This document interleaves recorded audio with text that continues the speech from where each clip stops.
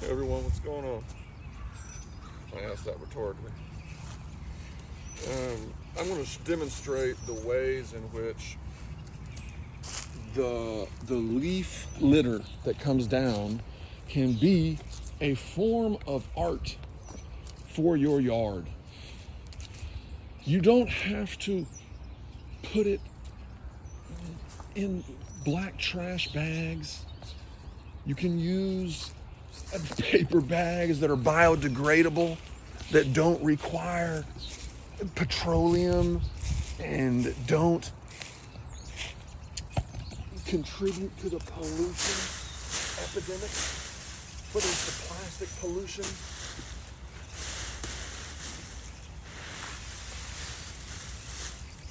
from the petrochemical industry, or if it's the pollution that goes into the process of extraction, or if it's the pollution from pipelines that leak, pipelines that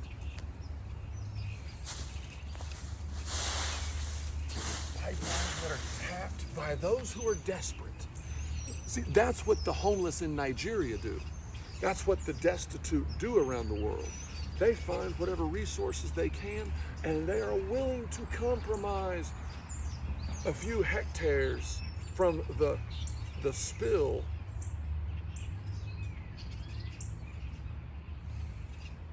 they're willing to compromise that soil fertility in order to get that resource that gives them the ability to fulfill their short-term needs. And that is a human being being a human being. That is a human being surviving in the most efficient way possible. Being capable of conforming to the cultural expectations of the world into which they were born. They didn't choose this world. They didn't choose to have to make all of these decisions, just like our ancestors didn't choose the worlds into which they were born. We owe something to the people who have yet to be born, to respect and to appreciate and to defend their inheritance of natural resources. Every day that we delay is a day of the image of what Americans can do, of the type of people that we are, which changes the way that we're perceived around the world. Which is why enlightenment for our entire society and the atomic theory is so critical for not just fighting the fundamentalist theologists, but for unifying the world, for giving us an understanding of where we came from, all of the complexities, the time scale, the astronomical comparisons that can be done to expand the mind's capacity for utilizing the imagination, which is what our educational systems, which are what religious stories, which are what novels and the entertaining reading from literature that we have that generations in the past did not.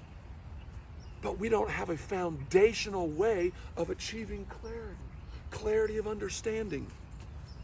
Until the uThrones system, until this new philosophical approach to solving problems internally within the body.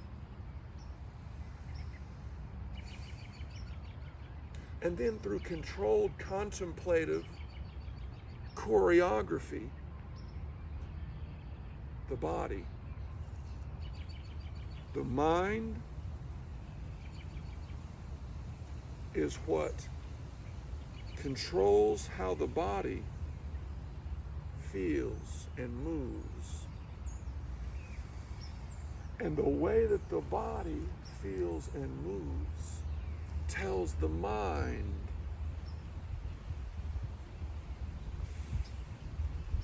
what experiences do I want to repeat that give me a satisfaction that is fulfilling.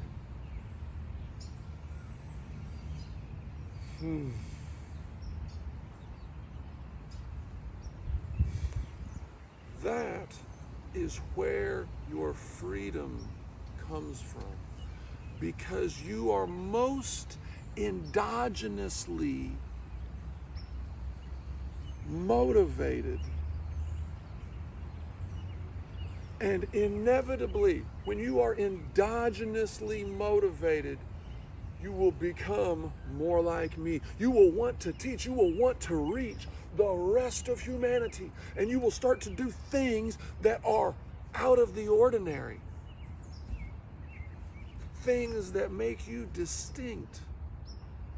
Things that give you qualities that aren't consistent with the dominant culture. Why? Why should someone not be a part of the dominant culture? Look around us. What's on TV? What's on the internet? What radio programs? What dominant culture? What popular culture programs are you indulging in? What is it that defines America? Are we just football, church, apple pie? Is that America?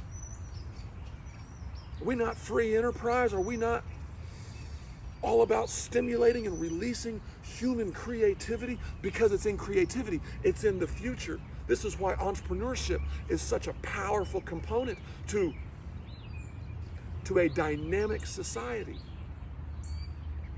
to a dynamic culture in which new ideas, new possibilities are the justification for the financial system to loan out new capital for new business opportunities, not just to get people hooked on debt and then charging them 20+% on a purchase that was made back in 5 years ago.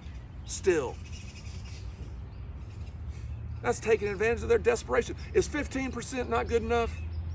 Do you have to have that big of a yacht? Do you really have to have another Rolex? How are you using your capital? How are you using that 60, 70, 100 grand, 150 grand, 250 grand? What are your sensibilities about how you design your home? What are your sensibilities about what products you purchase? You're a consumer too. You're sending a signal to the market with your decisions too. We're failing in our duty. You and me, we are all failing in our cultural duty to future generations. Not only are we cheating ourselves of those transcendent experiences, we're cheating them at the same time. I won't let that happen. I will not be responsible for any more pollution than is necessary for me to achieve a state of relatively relaxed, relatively enlightened, relatively empathetic, relatively understanding.